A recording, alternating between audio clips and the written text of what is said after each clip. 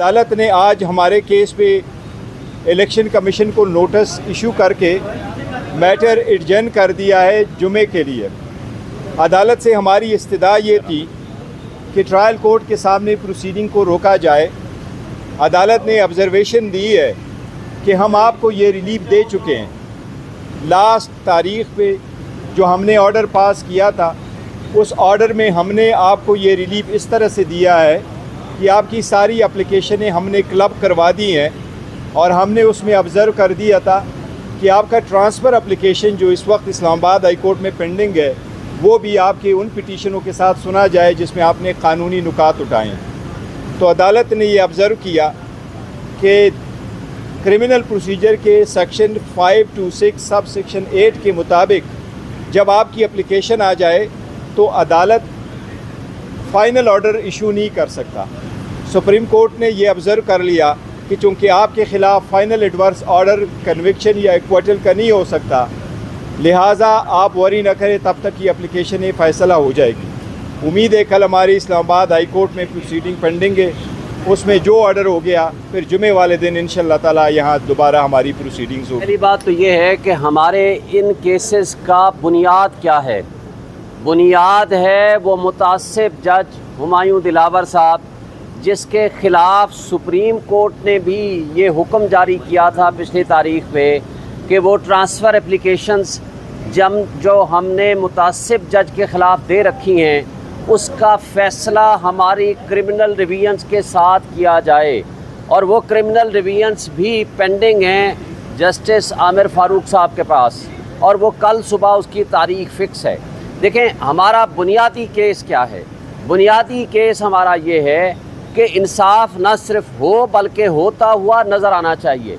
यहाँ बदकिस्मती से एक जज साहब जो हुमायूं दिलावर साहब 1 तारीख से यानी 1 अगस्त से छुट्टियों पे थे, ये 14 जुलाई 2023 को नोटिफिकेशन जारी होता है, लेकिन 3 दिन पहले नया नोटिफिकेशन आता है कि जनाब चूँकि इमरान खान साहब का ट्रायल मुकम्मल नहीं हो सका तो लिहाजा पाकिस्तान की तारीख़ में पहली मरतबा छुट्टियों में एक रेगुलर ट्रायल के लिए एक स्पेशल मुतासिब जज को फ़िक्स किया गया कि आप 5 दिन मज़ीद इंतज़ार करें और इस केस का फ़ैसला करें।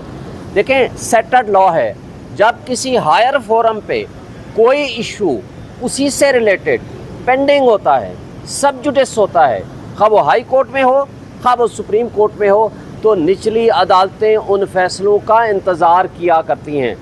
जब ये भी एडमिट हो गया कि आपके ख़िलाफ़, हुमायूं दिलावर के ख़िलाफ़ एक ट्रांसफ़र एप्लीकेशन आ गई जिसने एडमिटेडली यानी जिसको एडमिट करता है कि उसने अपनी फेसबुक से वो नाजेबा किस्म की पोस्ट और तस्वीर लगाई इमरान खान के ख़िलाफ़, तो उसके बावजूद वो कहता है मैं इन केसेस को सुनूंगा और डे टू डे हियरिंग करूंगा। जब जज मुतासिब होगा तो ये इंसाफ हमने किससे फिर लेना है?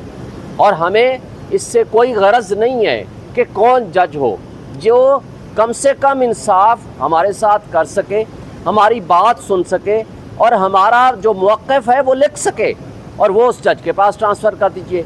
और इसमें एक और गुजारिश ये है कि हमारा इंसाफ के तकाज़े ये हैं कि इस्लामाबाद के हाई कोर्ट के चीफ जस्टिस भी इस केस को ना सुने, इसलिए कि वो अपना तासुब खुद डिक्लेयर कर चुके हैं। तिरियान वाले केस में 2 जज साहिबान ने, मोहसिन अख्तर कियानी और अरबाब मोहम्मद ताहिर ने हमारे हक़ में फ़ैसला लिख के दिया और वो वेबसाइट पे आ गया, तो आमिर फ़ारूक साहब ने उसको पेंडिंग कर दिया।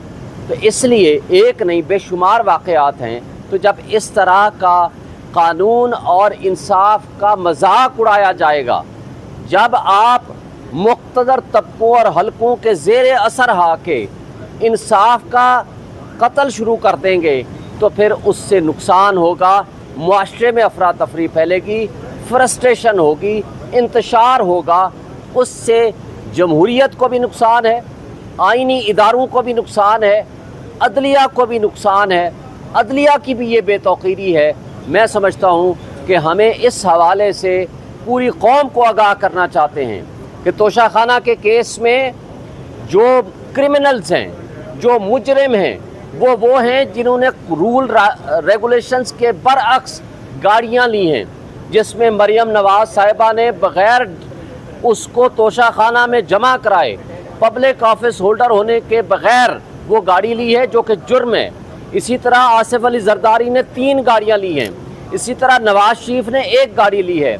इसी तरह यूसुफज़ा गिलानी ने गाड़ी ली है और इनके ख़िलाफ़ रेफरेंसेस जो जमा हुए थे वो भी वापस हो गए हैं। और हमारे ख़िलाफ़ कोई केस नहीं है सिवाय इस बात के कि तोशा खाना में जो आपने डिक्लेरेशन की है, क्या उसके आगे लफ्ज़ तोशा खाना लिखा है कि नहीं लिखा। पूरी हमने तफसील के साथ कल जवाब जमा करा दिया है, एक एक चीज़ को हमने एक्सप्लेन कर दिया है। अब हमारा केस तोशा खाना का केस नहीं है, हमारा मुकाबला इस करप्ट सिस्टम से है। उस निज़ाम अदल को भी सोचना पड़ेगा कि आज आप क्या इंसाफ के तकाज़े पूरे करते हुए नज़र आते हैं कि नहीं। अगर आप इंसाफ के तकाज़े पूरे नहीं करेंगे तो तारीख़ आपको कभी नहीं भूलेगी। फिर जिस तरह नज़रिया ज़रूरत जस्टिस मुनीर ने ईजाद किया था, उस तरह जिस तरह भुट्टो के कत्ल को आज जुडिशल मर्डर कहा जाता है, तो ये भी उसी तरह का एक केस होगा। वक्त और तारीख़ कभी गलत नहीं करती, वो इनको याद भी रखेगी। और ऐसे मुनसिफ हुमायूं दिलावर जैसे जिन्होंने इस निज़ाम इंसाफ को और इंसाफ के रास्ते में सबसे बड़ी रुकावट हैं, इनको भी तारीख़ कभी माफ़ नहीं करेगी। थैंक यू जी। बिस्मिल्लाहिर्रहमानिर्रहीम। आज हमारी पिटीशन लगी हुई थी बेंच नंबर 3 में। अदालत से हमारी इस्तदा ये थी कि हम सेकंड टाइम सुप्रीम कोर्ट में आए थे, जो इस्लामाबाद हाई कोर्ट में हमारे पिटीशनें पेंडिंग है और उस पिटीशनों पे फ़ैसला अब तक हुआ नहीं है। लेकिन जिस स्पीड से ट्रायल कोर्ट केस के साथ प्रोसीड कर रहा है, अगर उसकी प्रोसीडिंग इसी तरह चलती रही तो जो हमारे एप्लीकेशन पेंडिंग है, जिसमें हमने आईनी और क़ानूनी नुकात उठाए हैं, जुरिस्डिक्शन रिलेटेड, दायरे इख्तियार समाअत और इस कोर्ट के सामने प्रोसीड करने की, वो सारी इंफ्रक्चुअस हो जाएगी।